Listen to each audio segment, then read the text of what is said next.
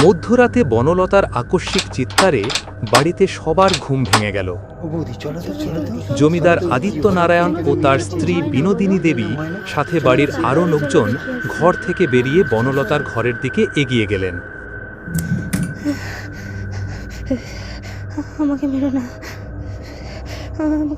বনলতা জমিদার বাবুর একমাত্র কন্যা। বনলতা শান্ত প্রকৃতির, কোনোদিনও জোরে কথাও বলে না কারোর সঙ্গে। তার এমন কি হলো যে রাত্রিবেলা এরকম চিৎকার জুড়ে দিল? বনলতার ঘরে প্রবেশ করে সবাই দেখল যে সে পালঙ্কের ওপর বসে থরথর করে কাঁপছে।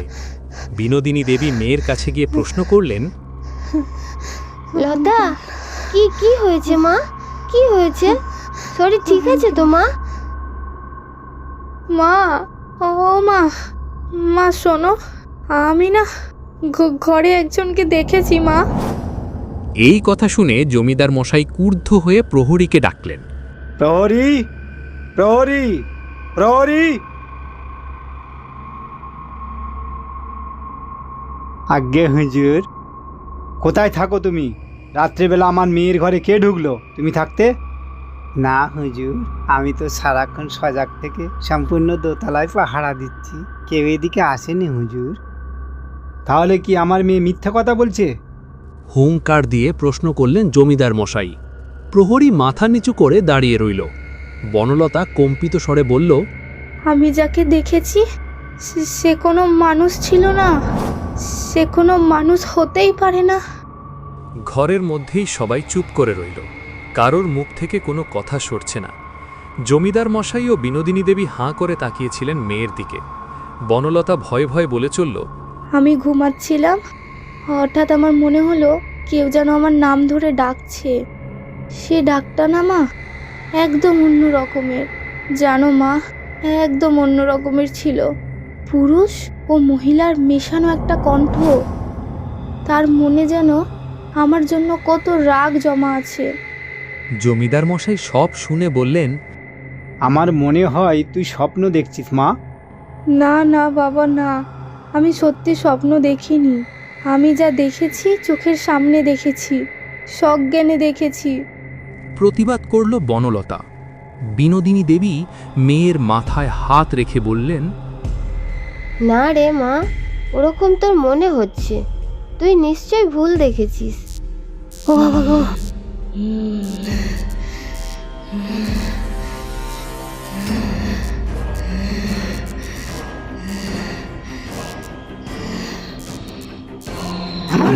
বিশ্বাস করছি না, শেষ হয়ে যাবে, সব শেষ হয়ে যাবে।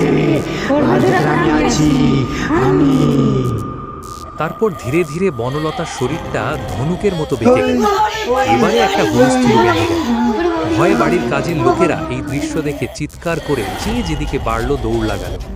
জমিদার মশাই ও বিনোদিনী দেবী পাথরের মতো স্থির হয়ে দাঁড়িয়ে রইলেন কেবল। তারপর ধীরে ধীরে গোয়ানি আওয়াজ করতে করতে বনলতা জ্ঞান হারালেন। ঘরের মধ্যে হঠাৎ যেন এক অস্বস্তিকর স্তব্ধতা নেমে এলো। দরজার আড়াল থেকে মুখ ঠেকিয়ে যেসব বাড়ির দাসদাসী এতক্ষণ প্রায় দম বন্ধ করে এই কাণ্ড দেখছিল, তাদের মুখে তখনও একটা শব্দও ফুটছে না, যেন এই আতঙ্ক তাদের কণ্ঠ রোধ করে রেখেছে। পরিস্থিতি খানিক স্বাভাবিক হলে সকলে মিলে বনলতাকে বিছানায় শুইয়ে দিল।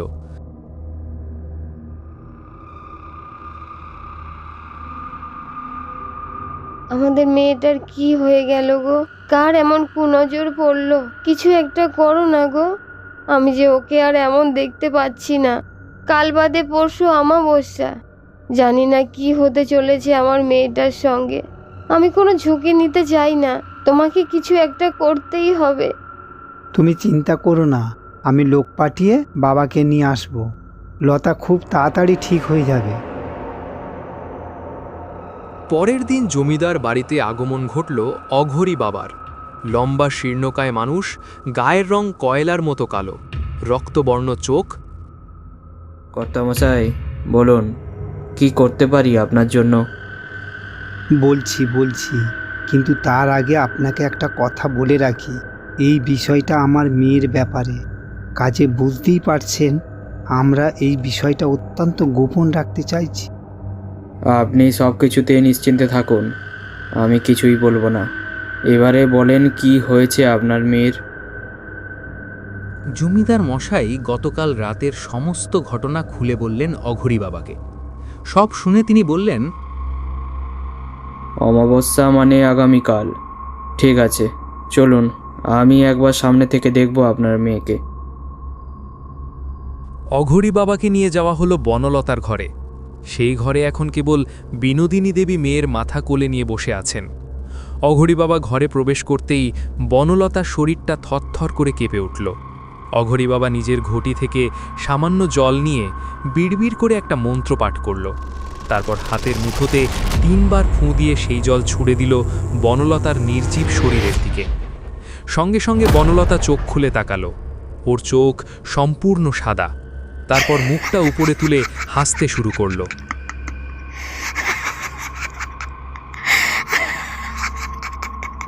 অঘরী বাবা বনলতার মাথায় হাত দিয়ে নিজের চোখ বন্ধ করল।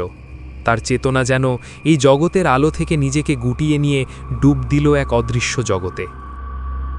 অন্ধকার এক দৃশ্যপটে ভেসে উঠল কিছু টুকরো টুকরো দৃশ্য, আবছা কাটা কাটা দৃশ্য।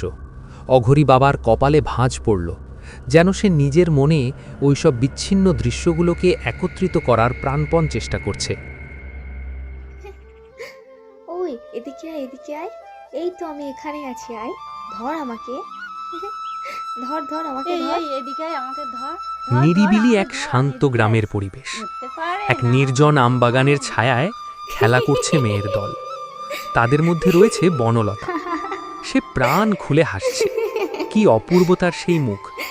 শান্ত, নিরীহ, ভদ্র স্বভাব দেখে যেন মুগ্ধ হতে হয়। কিন্তু হঠাৎ মনে হলো কেউ যেন দূর থেকে বনলতাকে দেখছে একদৃষ্টে। ধর আমাকে। সেই অচেনা ব্যক্তি এ গাছের গুড়ি থেকে ও গাছের পেছনে গা ঢাকা দিতে দিতে ধীরে ধীরে এগিয়ে আসছে বনলতার দিকে। বনলতার সখীরা ওর চোখে কাপড় বেঁধে দিয়েছে। দুহাত সামনের দিকে বাড়িয়ে বনলতা ওর বন্ধুদের ধরার চেষ্টা করছে। এই করতে করতে একটু দলছুট হয়ে পড়ল সে। আর ঠিক তখনই বনলতা নিজের নাগালে পেল একজনকে। তার হাতটা ধরে উৎসাহের সঙ্গে বলে উঠল, এইবার ধরেছি। এবার কোথায় পালাবি তুই? পরক্ষণেই বনলতার মনে হল এই হাত কোনো পুরুষের। তৎক্ষণাৎ পিছিয়ে এলো বনলতা। চোখ থেকে কাপড়টা সরাতেই সে দেখল তার সামনে দাঁড়িয়ে রয়েছে এক অদ্ভুত দর্শন মূর্তি। কুচকুচে কালো, রোগাটে লোকটার মুখে খোঁচা খোঁচা দাড়ি। রক্তাভ চোখগুলো যেন আরেকটু হলেই কোটর থেকে বেরিয়ে আসবে। লোকটার বেশভূষা দেখে মনে হচ্ছে এই কোনো তান্ত্রিক হবে।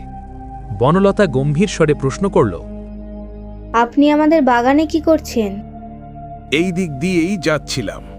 খুব খিদে পেয়েছিল বলে ভিক্ষা করতে ঢুকে এলাম। হঠাৎ বাগানে তোমাদের খেলাধুলার শব্দ পেয়ে এখানে এসে তোমায় দেখে আমার চোখখানা আটকে গেল। চোখ আটকে গেল মানে কি? মানে নজর ফেরাতে পারলাম না তোমার দিক থেকে। কি অপূর্ব দেখতে তোমায় কিনা। আমি তোমায় বিয়ে করতে চাই। করবে আমায় বিয়ে? হবে আমার সাধন সঙ্গিনী। খুব সুখে রাখবো তোমায়। এই কথা বলার সাহসটা আপনার কি করে হলো? বেরিয়ে যান এখান থেকে। প্রেম প্রীতি কি আর কাপুরুষের দ্বারা হয়? চাঁদ তো সুন্দর বলেই আকাশ তাকে রোজ নিজের বুকে টেনে নেয়। পূর্ণিমার রাহাতে যেমন হয়, মনে হয় আকাশ আর চাঁদ একে অপরকে জড়িয়ে ধরে। আমার বাবা কে তুই জানিস? তান্ত্রিক আরও এগিয়ে গেল বনলতার দিকে। ওর হাতটা খপ করে ধরে ওকে কাছে টেনে নিয়ে বলল, মেয়ে দেখা হয়ে গেছে, বাপ দেখে কি করব? তান্ত্রিক কিছু বুঝে ওঠার আগেই বেতের মতো এক সপাটে চড় এসে পড়ল লোকটার গালে। তার পা দুটো টলে উঠল। 5 আঙুলের স্পষ্ট দাগ পড়ে গেল গালে। গাধার মতো চোখ মেলে খানিকক্ষণ সে তাকিয়ে রইল বনলতার দিকে। যেন তার সামনে কোনো মেয়ে নয়, দাঁড়িয়ে আছে আগুনের স্ফুলিঙ্গের এক জীবন্ত মূর্তি। বনলতা এবারে একটা ধাক্কা মেরে লোকটাকে সরিয়ে দিল। শয়তান, তোর এত বড় সাহস!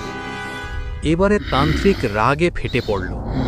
ধক করে জ্বলে উঠল তার চোখের মণি দুটো।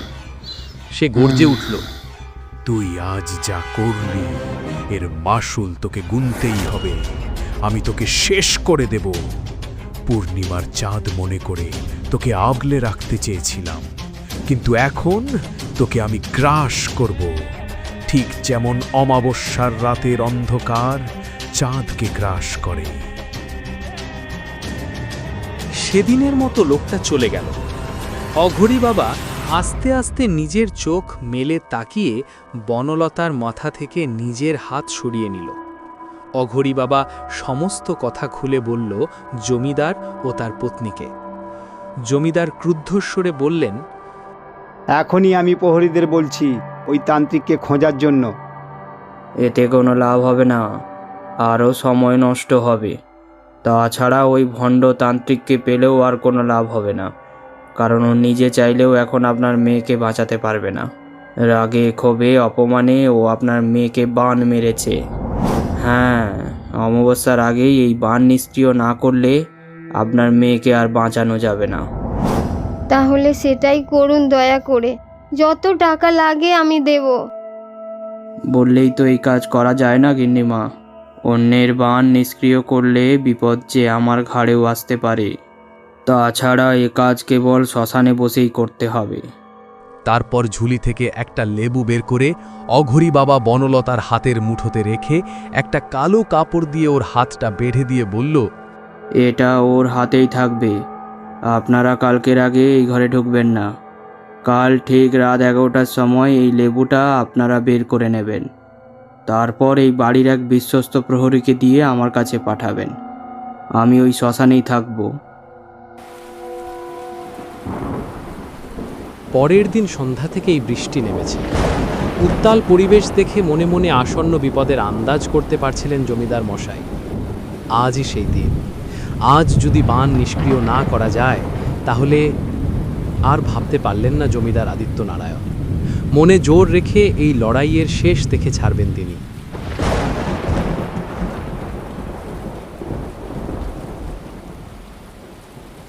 ঠিক রাত 11টার সময় জমিদার মশাই ও বিনোদিনী দেবী বনলতার প্রিয় সখী পদ্মাকে অঘরী বাবার কাছে লেবুখানে পৌঁছে দেওয়ার জন্য ঠিক মনে করল। লেবুটা একেবারে কুচকুচে কালো রং ধারণ করেছে। একটা ছোট্ট পুটলির ভেতরে লেবুটা রেখে বিনোদিনী দেবী পদ্মার হাতে দিল। অঘরী বাবার নির্দেশ মতো খালি পায়ে বৃষ্টি মাথায় নিয়ে কোমরে আঁচল গুজে পদ্মা ওই লেবু নিয়ে বেরিয়ে পড়ল। কাছেই শ্মশান, সেই দিকেই সে ছুটে চলল। ঝড়ের গতি আরও বাড়তে লাগল। দানবের মতো আক্রমণ করছে বজ্রপাত, কিন্তু সব কিছু অগ্রাহ্য করে ছুটে চলল সে। তার ছোট দিদিমণির প্রাণ আজ তার হাতে। কোনো বাধাই তাকে আজ যেন থামাতে পারল না।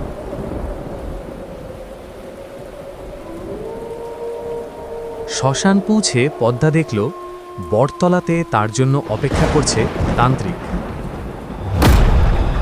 কিন্তু এ কি, পদ্মার তো যাওয়ার কথা ছিল অঘরী বাবার কাছে।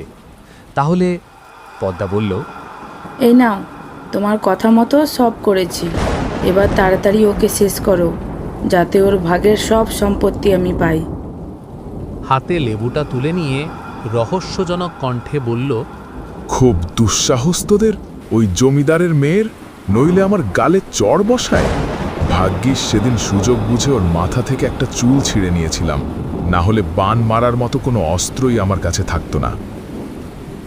ভূষণ ওঝা এবারে পদ্মার দিকে তাকিয়ে বলল, তুই এখন পালা, তোর প্রাপ্য তুই ঠিক সময় পেয়ে যাবি। পদ্মা চলে গেল। ভূষণ ওঝা লেবুটা হাতের মুঠোয় নিয়ে এবারে চেপে ধরে বলল, মেয়ে মানুষের বেশি তেজ আমার কোনোদিনও সহ্য হয় না।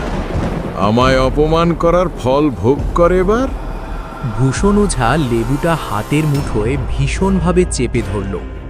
লেবু থেকে গল গল করে বেরিয়ে এলো কালো তরল পদার্থ। অন্যদিকে বনলতার মুখ থেকেও বেরিয়ে এলো রক্ত। ওর শরীরের হাড়গোড়গুলো মটমট শব্দ করে ঘুরে যেতে লাগল। প্রচণ্ড যন্ত্রণায় বনলতা কাতরাতে কাতরাতে শেষ নিঃশ্বাস ত্যাগ করল। ঘড়িতে তখন ঠিক রাত 12টা।